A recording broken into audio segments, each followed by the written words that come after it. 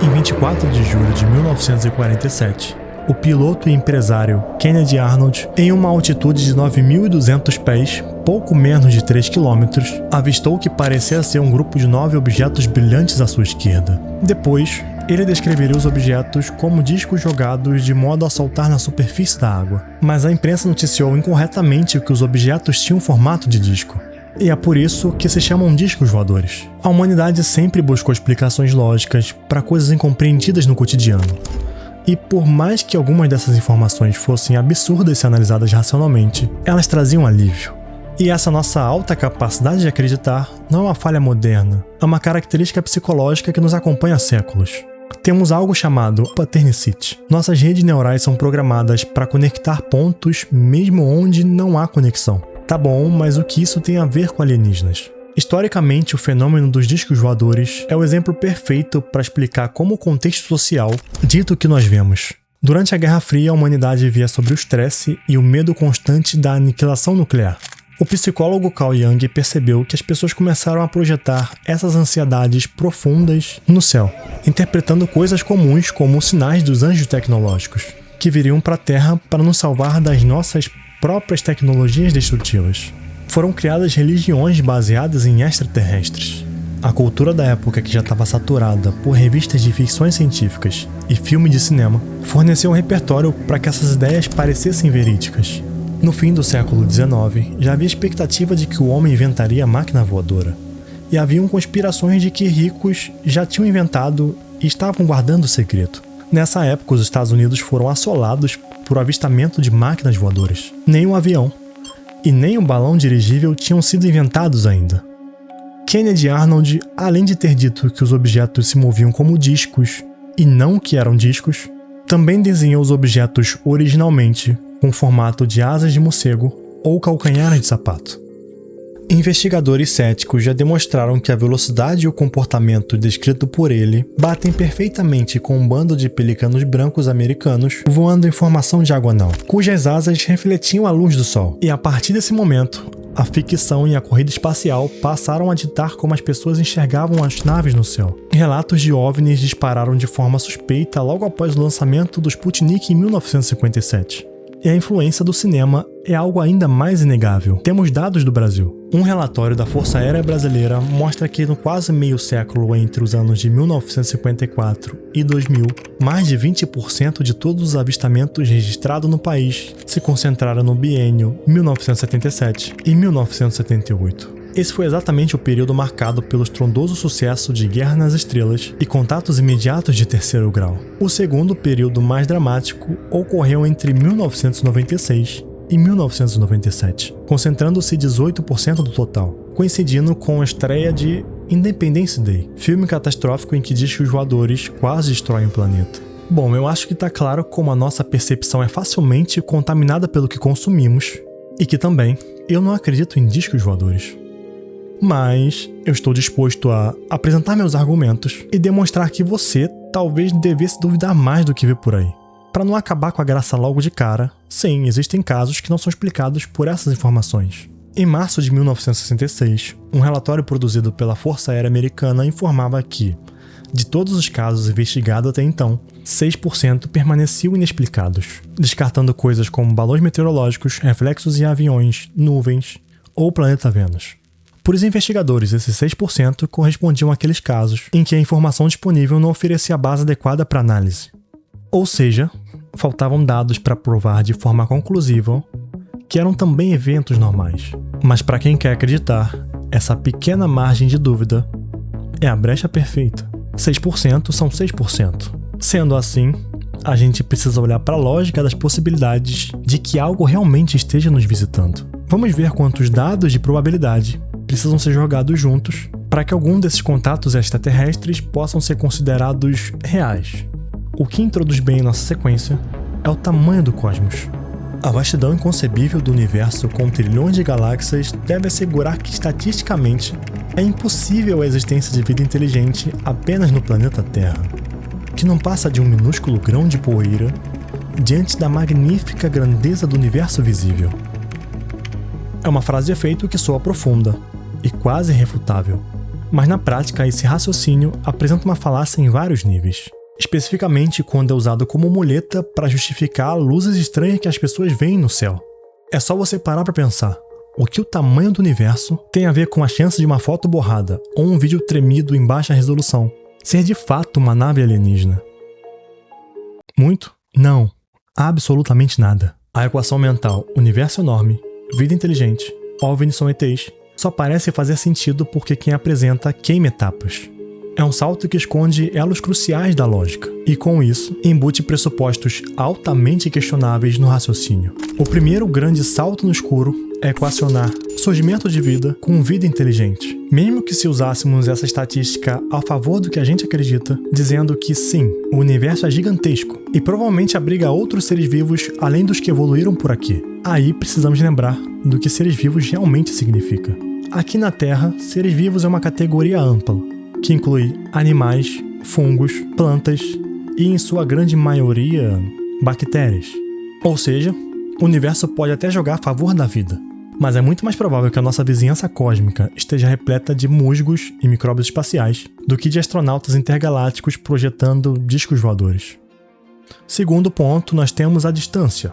Também precisamos supor que viagem interestelar ou intergaláctica, que se medem em anos-luz, aproximadamente 9 trilhões de quilômetros, seja algo possível. A distância média que nos separa dos demais sistemas planetários da nossa galáxia é de pouco mais de 2.000 anos-luz. A galáxia mais próxima de nós está a 25.000 anos-luz. As leis da física, como conhecemos hoje, sugerem que não é possível percorrer uma distância assim em intervalos de tempo menores do que alguns milênios, ou centenas de milhões de anos, caso o interesse seja trocar de galáxia. A ficção científica com produções audiovisuais torna isso imaginável, e, por mais que sejamos bons em imaginar, só isso não torna algo possível. Até aqui a lógica já exigiu bastante. Para que algumas dessas visitas tenham acontecido, precisamos empilhar uma sequência de improbabilidades. Primeiro, claro, que essa vida exista. Segundo, que ela seja inteligente. Terceiro, que tenham interesse em fazer viagens intergalácticas. Sim, eles podem ser aliens tranquilos e desinteressados em viagens espaciais. Não é porque nós humanos temos interesse que eles também teriam. E por último, o que a gente tinha acabado de falar, que eles tenham a capacidade de viajar na velocidade da luz. Mas tá bom. Vamos deixar isso tudo passar. Eles completaram a lista. E agora eles existem. E o problema agora deixa de ser eles e se torna você. Você é o problema. Entramos no problema do interesse deles virem especificamente para cá. O planeta Terra, ou o Sistema Solar, ou a nossa galáxia, sendo que existem trilhões de outras. O que nos tornaria tão especiais para eles? Seres que ainda usam petróleo como fonte principal de energia.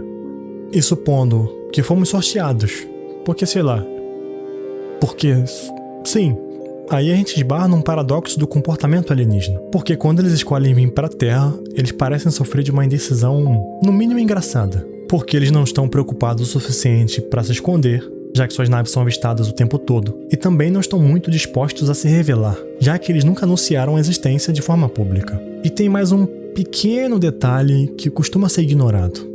Não é como se as pessoas não estivessem olhando para o céu. Pessoas formadas e capacitadas para fazer isso. A comunidade internacional de astrônomos é formada por milhares de profissionais ao redor do mundo dedicados exclusivamente a olhar para o céu. Eles passam noites identificando e catalogando tudo o que existe, de planetas e luas a galáxias e asteroides. E curiosamente jamais notaram o tráfego intenso de naves espaciais pela nossa vizinhança. E nem mesmo os telescópios espaciais, que têm lentes ultrassensíveis, fotografaram um único disco voador ou capturaram qualquer sinal de tecnologia extraterrestre vagando pelo espaço. Ah, mas eles podem esconder. São milhares de pessoas. Hoje em dia temos a internet, temos câmeras fotográficas no bolso. Qualquer pessoa com condições pode comprar um telescópio.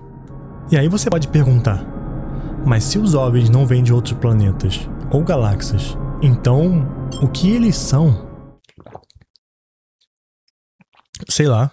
O Papai Noel? Essa pergunta parece inocente, mas na verdade é uma armadilha, porque ela pressupõe que OVNIs correspondam a uma categoria uniforme e que uma única explicação vai dar conta de todos eles. O que não é verdade, porque cada ocorrência é um caso isolado e requer uma investigação e explicação específica. Para começar, o próprio conceito de não identificado já é algo subjetivo. Não identificado por quem? Uma luz no céu pode parecer intrigante, fantástica ou incompreensível para um médico ou para um advogado, mas pode ter uma explicação extremamente óbvia para um astrônomo ou um meteorologista. E mesmo assim ainda teria um problema biológico aqui. O nosso cérebro é péssimo em fazer inferências sobre tamanho, velocidade e trajetória de coisas vistas no céu. E isso é especialmente complicado por causa da falta de referências claras que nos permitem fazer boas estimativas. Devido aos efeitos de perspectiva, distinguir entre um objeto gigantesco, que está muito longe, e um objeto minúsculo, que está muito perto, pode ser uma tarefa quase impossível quando o seu pano de fundo é o céu azul contínuo ou a escuridão do céu noturno. E para seres tão inteligentes que são os extraterrestres, eles fazem muita burrice. E eu digo isso com respeito, é claro. Tipo, deixar gramas amassadas por aí. Simplesmente voarem cheio de luzes por aí à noite. Ou abduzir aquele cara esquisito do seu bairro. E depois soltar ele pra ficar contando a história por aí. E agora vamos tirar o grande elefante da sala. As fraudes. A fama repentina dos OVNIs criou um mercado perfeito para tudo quanto é tipo de vigarista e brincalhão. É um fator histórico que o primeiro disco voador a causar sensação no Brasil foi apenas um truque fotográfico orquestrado por um jornalista da revista O Cruzeiro. Outro caso clássico, o famoso disco voador da Ilha de Trindade, também já é uma farsa comprovada. E tivemos o icônico ET Bilu, que também não é um extraterrestre. Fora do Brasil, a vontade de acreditar gerou cenários ainda mais absurdos. Em 1950, o mundo conheceu o primeiro grande relato de um acidente de disco voador, espalhado por um vigarista chamado Silas Newton. Ele jurava que os militares haviam recuperado naves caídas de 16 venusianos mortos. O problema, quando o metal alienígena indestrutível foi finalmente analisado, descobriu-se que era feito de alumínio de panela. E a histeria só piora quando envolvemos os autoproclamados especialistas. Na Inglaterra, houve a febre do círculo nas plantações. Aquelas formas geométricas perfeitas atraíram multidões de turistas, místicos e os chamados serologistas. Esses entusiastas juravam que a complexidade e a precisão matemática das figuras provavam que aquilo era uma mensagem alienígena. Algo impossível de ser feito pelas mãos humanas. A ilusão durou anos, até que em 1991 descobriram que era feito por mãos humanas. Os círculos intergalácticos não passavam de brincadeiras de pub, iniciada por dois homens de meia idade, Doug Bower e David Chorley. O equipamento de alta tecnologia alienígena que eles usavam eram pranchas de madeira e pedaços de corda, usados para amassar o trigo na calada da noite. Quando as pessoas querem muito acreditar, elas ignoram completamente o bom senso. Quando o assunto dos OVNIs voltou à tona em 2021, a revista Skeptical Inquiry publicou uma série de artigos e guias para desarmar o sensacionalismo e lembrar o público das regras básicas de ceticismo científico diante de aparições. E resumidamente, os pontos-chave são: não identificado não é sinônimo de alienígena. Muitos OVNIs acabam identificados. Ufólogos têm motivações e interesses, e esses interesses e motivações são diversos. De militares preocupados com drones estrangeiros ou sensores defeituosos, passando por políticos que querem agradar a base eleitoral, chegando a produtores de TV que querem aumentar a audiência e pessoas imbuídas de fé nos irmãos do espaço. Só porque vida alienígena é possível, não quer dizer que eles estão aqui. Sempre haverá resíduos de eventos dos quais não conseguimos chegar a uma conclusão firme. E isso não é prova de vida alienígena, mas de que testemunhos são imprecisos, contextos nem sempre são claros, e que informações se degradam conforme o tempo. Sendo assim, na ausência de evidências conclusivas, o melhor que podemos fazer diante da pergunta "o que era aquilo no céu?" é ser chato e deixar a questão em aberto. Ou adotar uma explicação provisória baseada no balanço das probabilidades, que envolve mal-entendidos, erros observacionais ou até mesmo fraudes propositais. Enfim, coisas que acontecem todos os dias e o tempo todo são muito mais prováveis. Você pode ter ficado cético em relação ao meu ceticismo. Por exemplo, eu poderia ser um agente secreto do governo responsável por mudar a percepção do público a respeito de acontecimentos sigilosos. Mas se eu fosse um agente secreto, eu não poderia dizer e nem tá fazendo piada sobre isso. Esquece que eu falei. Eu também poderia ser o próprio extraterrestre. Nesse caso, fazer piadas sobre a minha própria existência não faria tanta diferença. Seria uma sutileza. Assim como deixar as luzes da nave ligadas no modo discoteca enquanto voamos por aí.